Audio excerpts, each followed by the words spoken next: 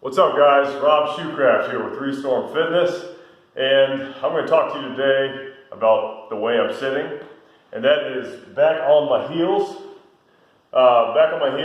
And well, for a lot of people may have tried to sit like this just for whatever reason, and found that they can't do it. That might be you. In the Brazilian Jiu-Jitsu community, this is a very common way to sit. First of all, some people, depending on the school you go to, I'm sure there's situations where that's just how people like chill while they're watching the technique being demonstrated or whatever. But from a more practical standpoint, if you're in somebody's guard, if you don't know what a guard is, don't worry about it. Look it up though. Actually, go to a jiu-jitsu class. Do it. It's good for everybody. But if you're in somebody's guard, you don't want to be kind of like down here like this. Generally, they're gonna screw you up. So a lot of times you want to kind of like posture back, keep a good posture, and you got to get back. It could be a major hindrance if you can't sit back like this. So there's the context there. For folks who are having trouble sitting back on their heels, this hopefully is for you, because I'm just speaking from experience here. A couple months ago, I had a girl who, a teenage volleyball player, who had a series of knee injuries, and she doesn't do jiu-jitsu or anything, but she just randomly kind of in between sets one time was like, hey, I know this is random, but I've always wanted to sit like this, and I can't. So I'm like, well, let's try a few things in between sets. And I ran her through more or less this, what I'm about to show you, and she was like, oh my gosh, I can do it! Like she just did like a 4 to 8 inch vertical jump or something. It was pretty neat. Anyways, let's just start. A lot of this is just self-myofascial release. This is kind of a global attack here. I'm kind of attacking all the potential restriction points. You might have several. You might just have one of these and one of these things works. It might be totally overkill for you, but I'll walk you through a few different things based on whatever your restrictions might be. Because that's usually what it is. It's just you're tight somewhere and you need to either let go through like a deep tissue, like I said, SMR, or you may just need to stretch things and just kind of work that position. Obviously, if your doctor tells you don't sit in this position, don't do it. But whatever, there's that. So let's start with the feet. Might as well start with the feet. For this, you're gonna just need a lacrosse ball and a foam roller, or like a PVC pipe, golf ball if you're crazy, but some sort of cylindrical device and some sort of spherical device. Your feet could be the issue. Some people like all their arches or the plantar surface of their feet. When they start to come back like this, they just start cramping. It's just like maybe their feet just haven't been, because you kind of get this like arch, a little bit of a forced arch when you do that. So step up on the lacrosse ball. I should have got up at the base, that would have been more appropriate, but get up on the lacrosse ball and just drive it in. Everywhere you can go. I made lacrosse ball smashing videos before, but you want to go everywhere on the surface of your feet, from your heel to where the heel meets the arch, all the way through. I like to go across like so I'm hitting all those tendons that are in there. Put the ball even kind of on between your toe and then stretch it out. This little meaty part of the arch, especially for you flat foot folks like myself, you got to work that in. So smash the bottom of your feet. This is also great for plantar fasciitis if you've never done it before. It's also great for, well, whatever. Then another common place will be a tight anterior tibialis. So your muscle that's up there here that allows you to dorsiflex your feet. If it's super tight, it can be tight up here, for instance, and it's gonna, it sometimes manifests itself as knee pain. So what you can do is, one thing, if you just have a lacrosse ball, you could try to relax your foot. So just let your foot hang forward. Don't fight it. And just drive in along the shin bone on that muscle.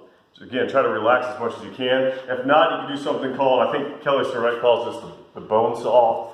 You can put your your shin up on the foam roller, cross over, and then just work it. When you find a tight spot, work that ankle around and kind of work it out. That alone is going to be, that might do it for a lot of folks. Another spot, I think the spot with the girl I mentioned that was worse for her was you have this kind of intersection of your hamstrings and your calves underneath your knee. And if you take the lacrosse ball, you put it underneath your knee, and you have like 3 different spots here. You have like on the, I guess what would that be? Medial, directly underneath your knee, and then laterally. So basically just move the lacrosse ball in 3 different spots. Start on the inside and close it up, and you'll kind of like creep your heel back so you get it real tight. Okay, and then just take, alternate flexing and then relaxing. Pull a little deeper. Flexing, is this still recording? Yeah. Flexing and then relaxing all the way through. You can even pull it up a little bit once after you do that. And again, do some ankle circles. Work that area behind there, loosen that area up. Kind of, set loose some of the restrictions. All right, sorry about that. Film cut out. I think I ran out of space. Just cleared some things up. Okay, so the restriction could also possibly be in the back of your leg, back of your lower leg. So you can roll out your calves, basically. Put your leg on here and just start from the, you can start from the heel cords and go side to side and relax your ankle. This might be hell for a lot of you guys and gals if you haven't done this before. Side to side, work it in there, put as much weight as you can stand all the way up to here, and you can go through that a few times, a couple minutes, whatever. That'll loosen things up like nothing else will. It could be from maybe you have like a tight quads around the knee, like your VMO especially might be real tight, your vastus medialis. So you could